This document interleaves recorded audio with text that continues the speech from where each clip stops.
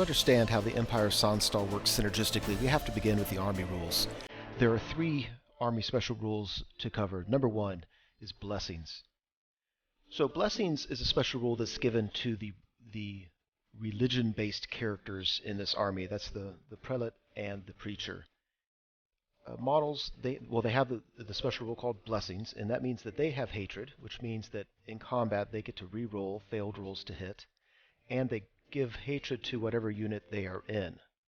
So a lot of times when people take these characters, that's the reason they're doing it, is to make a unit much more powerful by giving them the reroll to hit. Another part of the Blessing Special Army rule is that they can cast 3 bound spells. So the first one is Soon as Blessing, and this gives the target unit flaming attacks, and it also means that all enemy units in base contact with that target unit suffer D6 Strength 4 hits with flaming attacks. So somewhat situational, but a nice bound spell to have in your arsenal. Number 2, they have Volan's Blessing, and that gives the target unit the ability to re-roll their failed to wound rolls in close combat. And again, this turns a very mediocre unit into a powerful unit.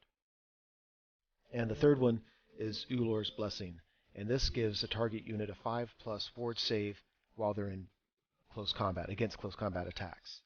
Now all of these bound spells are power level 3, so you can risk 1 die on it and have a 2/3 chance that it will go off, although it will be fairly easy to dispel for your opponent.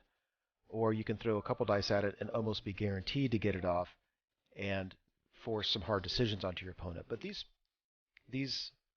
bound spells are designed specifically to grant some synergy with the religious-based characters. The second special rule deals with how units interact with each other.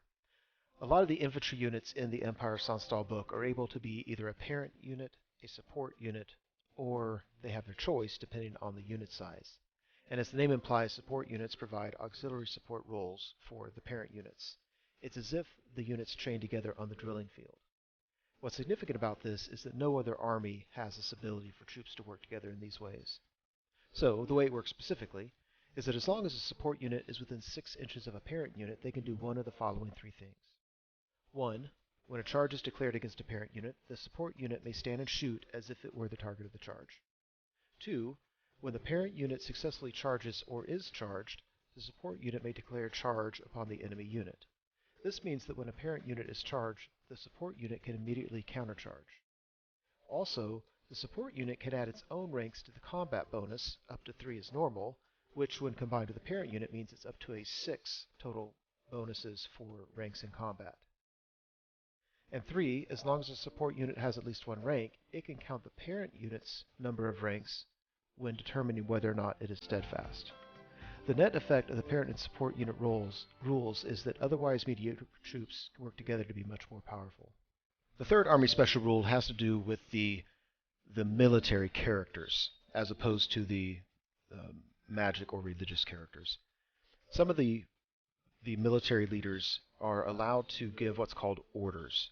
Now, if it's a Lord level character that has this special rule, then they can give a single order to a friendly parent or support unit within 6 inches of them. If it's a hero level character, they can give a single order to a parent or support unit that they have joined. And it can only be cast on infantry models. So these orders take place at the beginning of the turn. As I said, each character that has this rule can give 1 order, and they have 4 to choose from. The first one's called On the Double, which means the target unit gets +2 movement. So for humans with a base movement of 4, +2 is a 50% improvement on that, which can be really significant. If that unit is charging that turn, they can't take the +2, but they can get a +1 movement, which still helps. The second order from which to choose is called Steady Men. This means that target unit has to take a leadership test. They're allowed to roll 3 dice and remove the highest one, which greatly increases their chances of passing the leadership test.